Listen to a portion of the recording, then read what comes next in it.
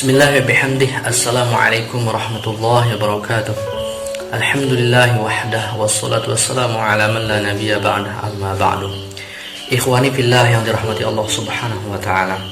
Sebagaimana kita maklumi bersama, banyak ayat dalam Al-Qur'an yang membahas anggota tubuh kita kelak di akhirat akan bersaksi terhadap apa yang pernah kita lakukan selama hidup di dunia ini. Di antara ayat tersebut salah satunya ada dalam surat An-Nur. Allah Subhanahu wa taala berfirman, A'udzu billahi minasyaitonir rajim, yauma tashhadu 'alaihim alsinatuhum wa aydihim wa arjuluhum bima kanu ya'malun. Pada hari ketika lisan, tangan dan kaki mereka akan bersaksi terhadap apa yang dahulu mereka lakukan. Dalam ayat ini yang pertama disebut anggota tubuh menjadi saksi adalah lisan kita. Saking pentingnya perkara lisan, Rasul sallallahu alaihi wasallam bersabda, "Idza asbaha banu Adam fa innal a'dha'a kullaha tukaffiru lisan." Fatakulu ittaqillaha fina fa inna ma nahnu bih.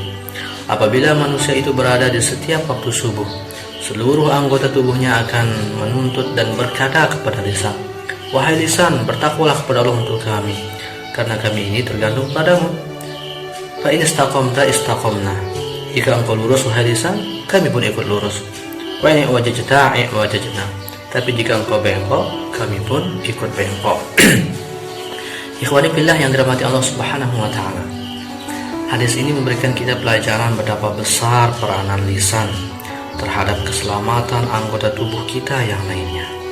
Suatu ketika Rasul ditanya oleh sahabat, apa dosa yang paling banyak menjerumuskan manusia ke dalam api neraka? Rasul sallallahu alaihi wasallam menjawab, al-famu wal farju, dosa lisan dan dosa kemaluan. Rasul sallallahu alaihi wasallam juga bersabda, hal yakubun nasa fin nari ala wujuhihim qala aw ala manakhirihim illa hasaidu alsinatihim. Tidaklah manusia itu tersungkurkan ke dalam api neraka atas wajah atau hidung mereka, melainkan akibat perbuatan lisan-lisan mereka. Ikhwani fillah, dan salah satu azab kubur yang sangat pedih secara langsung pernah didengarkan oleh Rasul sallallahu alaihi wasallam. Itu akibat perbuatan dosa lisan. Sebagaimana dikutip di dalam I'anatul Talibin lebih lengkapnya yang diceritakan oleh Abi Hurairah ketika berjalan bersama Rasulullah dan sahabat yang lainnya melewati dua kuburan. Tiba-tiba Rasulullah sallallahu alaihi wasallam di atas dua kuburan itu tiba-tiba terdiam. Raut wajah Rasulullah berubah. Rasulullah menyingsingkan lengan bajunya. Ternyata hanya Rasulullah yang mendengarkan dua orang yang sedang diazab sangat keras dalam kuburnya. Salah satunya kata Rasul, dia diazab keras, yu'zin nas bilisani wa yamshi bainahum bin namimah. Ia ketika hidup di dunia senang sekali menyakiti manusia dengan lisannya, memfitnah dan lain sebagainya. Maka Ibnu Mas'ud berkata, tidak ada yang berhak dipenjara selama-lamanya daripada lisan ini. Kita jaga lisan kita ini dari segala ucapan yang terlarang, seperti ghibah, fitnah, berbohong, mencaci maki, meremehkan, merendahkan, syirik, dan lain sebagainya. Karena apabila kita tidak menjaga lisan ini, maka dosa yang dilakukan oleh lisan ini bisa menghancurkan amal ibadah kita. Ada sebuah hadis yang cukup panjang dalam Al-Arba'in An-Nawawiyah. Seorang sahabat, Mu'az bin Jabal, bertanya kepada Rasulullah, "Hai Rasulullah, beritahukan aku amalan yang memasukkanku ke surga dan menjauhkanku dari api neraka." Rasulullah SAW kemudian menjawab, amalan-amalan wajib diantaranya isi daripada rukun Islam. Kemudian Rasul juga menambahkan yang sunnah-sunnah seperti sedekah dan sholat malam. Kemudian di akhir-akhir hadis Rasulullah SAW mengatakan, "Ala ukhbiruka bimalaki dzalika kulli?" Wahai Mu'az, maukah engkau kutunjukkan kunci dari semua itu? Maknanya adalah kunci agar amalan wajib sunnah yang tadi tidak hilang. Mu'az berkata, "Tentu wahai Rasulullah." Rasulullah kemudian memegang lisan beliau dan berkata, "Kuffa 'alaika haza." Jaga baik-baik ini. Jaga baik-baik lisan ini. Ikhwani billah yang dirahmati Allah Subhanahu wa taala. maka sungguh keberuntungan yang sangat besar yang akan diperoleh oleh setiap hamba Allah yang muslim, yang beriman, apabila ia berusaha menjaga lisannya. Sahabat bertanya, "Man najatu ya Rasulullah?" Apa keberuntungan atau kesuksesan itu wahai Rasulullah? Rasulullah menjawab, kesuksesan yang pertama adalah amsik alaika lisanak. Kau jaga baik-baik lisanmu, jaga baik-baik ucapanmu.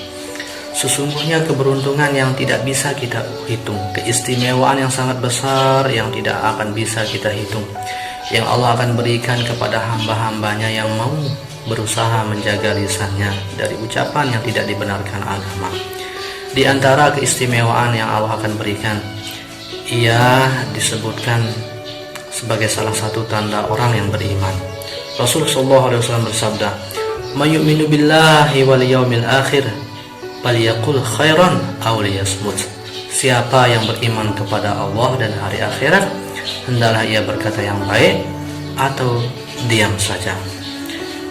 Jadi ada seorang sahabat yang sangat dekat dengan Rasulullah SAW. Beliau penulis wahyu, penulis surat Rasul, kemudian bertetangga dengan Rasulullah SAW. Beliau adalah Zaid bin Sabit. Apa kata Zaid bin Sabit di dalam Asy-Syama'il? Idza zakarna dunya zaqaraha ma'ana.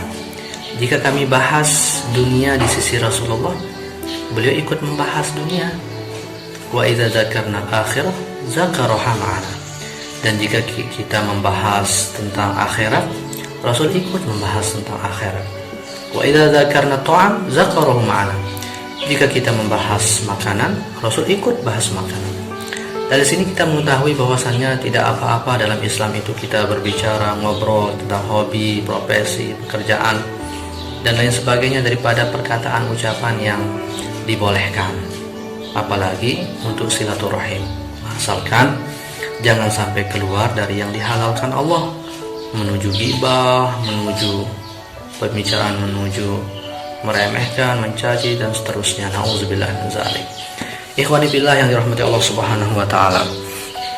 Kemudian keistimewaan yang kedua yang akan diberikan kepada hamba Allah yang mau menjaga lisannya, ia disebutkan sebagai salah satu tanda dari muslim yang baik. Rasul bersabda, "Al-muslimu man salimal muslimuna min lisanihi wa yadihi." Muslim yang sejati itu adalah muslim yang menjaga keselamatan muslim yang lainnya dari gangguan lisan dan tangannya. Kemudian keistimewaan yang ketiga, dia insya Allah akan sangat dicintai oleh Allah Subhanahu wa ta'ala. Sebab Rasul bersabda, "Ahabul a'mal ilallahi ta'ala hibzul lisan." Amalan yang paling dicintai oleh Allah adalah menjaga lisan. Kita gambarkan dalam kehidupan kita, orang yang sangat kita cintai, orang tua, pasangan hidup kita, kekasih kita, anak kita. Ketika kita tahu beliau-beliau itu misalnya kesukaannya itu adalah buah apel misal, kita akan berusaha mendapatkan buah apel itu. Bahkan kita jadikan surprise, karena kita tahu itu kesukaan keluarga kita. Nah, ini kita tahu bahwasannya yang sangat dicintai oleh Tuhan kita, yang memberikan kita kehidupan, kekuatan, rezeki, perlindungan, surga, dan sebagainya.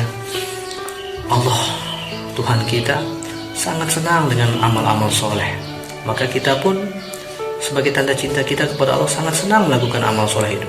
Salah satu yang sangat dicintai, bahkan kata Rasul, amalan yang paling dicintai adalah menjaga lisan. Maka sebagai tanda cinta kita kepada Allah Subhanahu wa ta'ala, dengan senang hati kita berusaha untuk menjaga lisan kita. Dan itu salah satu tanda cinta kepada Allah Subhanahu wa ta'ala. Ikhwani fillah. Kemudian keistimewaan yang ketiga yang Allah akan berikan, yang keempat yang Allah akan berikan kepada hamba-hambanya yang mau menjaga lisannya, insya Allah dia dijamin masuk ke dalam surga. Karena Rasulullah SAW bersabda, "May yadman li ma baina lahyaihi wa ma baina rijlaihi adman lahu al-jannah." Kata Rasul, siapa yang menjamin bisa menjaga lisannya dan kemaluannya, maka aku jamin dia masuk ke dalam surga, kata Rasul. Tentunya dengan tidak kita meninggalkan perintah-perintah Allah yang lainnya, kewajiban-kewajiban yang lainnya.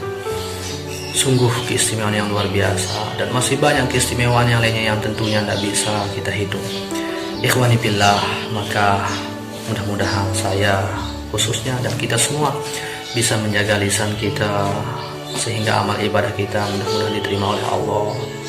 Kemudian keistimewaannya tetap kita mendapatkan rahmat Allah Subhanahu wa taala, dan kita bisa menjaga segala daripada yang dihalalkan oleh Allah kita kerjakan, yang diharamkan oleh Allah kita jauhkan sejauh-jauhnya.